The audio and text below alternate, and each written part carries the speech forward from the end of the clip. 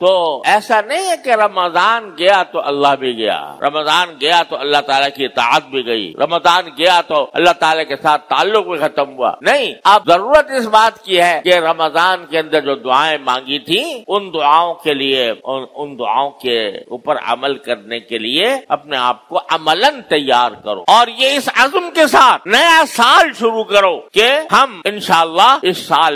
سال کو اللہ تعالیٰ کی مکمل اطاعت میں گزاریں گے، اور اللہ تعالیٰ نے جو فرائض ہمارے ذمہ عائد کیے ہیں وہ اپنے طور پر بجا لائیں گے، اور جن چیزوں سے ہمیں منع کیا ہے چاہے کچھ ہو جائے ہم ان چیزوں کے پاس نہیں جائیں گے. یہ تم نے عزم کر لیا اور اپنی زندگی میں تبدیلی پیدا کر لی تو خوب سمجھ لو کہ میں تمہارے قریب ہوں اور میں تمہاری ہر بگڑی بناؤں گا، ہر حاجت پوری کروں گا جبکہ تم میری اس پکار پر لبیک کہہ دو.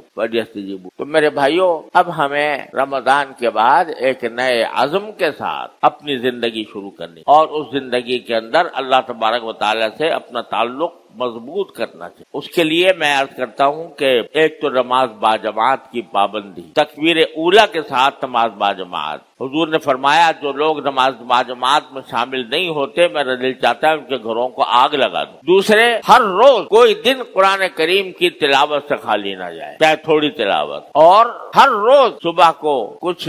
وقت اللہ تعالیٰ سے تعلق قائم کرنے کے لیے قرآن کریم کا ترجمہ کچھ تھوڑی سی تفسیر کے ساتھ، چاہے صبح کے وقت ہو یا دن میں کسی اور وقت جب بھی موقع ملے اس وقت تھوڑا سا قرآن کریم کو سمجھنے کی کوشش. اور تیسرے یہ کہ صبح کے وقت میں اللہ تعالیٰ سے دعا کر لو، یا اللہ آج کا دن شروع کر رہا ہوں، ان صلاتی و نسکی و محیای و مماتی للہ رب العالمین، میں اس دن کو صرف آپ کی رضا کے مطابق گزارنا چاہتا ہوں، مجھے اس کی توفیق عطا فرمائیے، میں اپنے جو فرائض و واجبات ہیں وہ ٹھیک ادا کروں، اور میں آپ نے جن چیزوں سے منع فرمایا اس سے رکوں، مجھے اس کے لیے اللہ ثابت قدمی عطا فرمائے. یہ دعا کر کے دن شروع کرو، یہ کام کر کے دن شروع کرو، اور رات کو سونے سے پہلے ایک مرتبہ پھر اللہ تعالیٰ کے حضور حاضر ہو کر یا اللہ دن میں نے ارادہ کیا تھا، اگر الحمدللہ اس پر توفیق ہوئی عمل کرنے کی تو شکر ادا کرو کہ اللہ آپ کا شکر ہے کہ میرے معاہدے کو آپ نے پورا کرا دیا. اگر خدا نخواستہ کہیں غلطی ہوئی ہے تو اس غلطی سے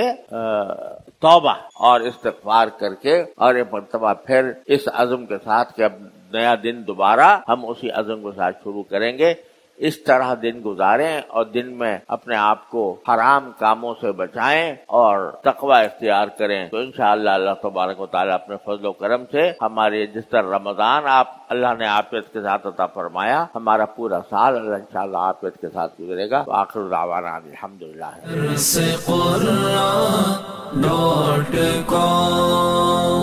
www.darsequran.com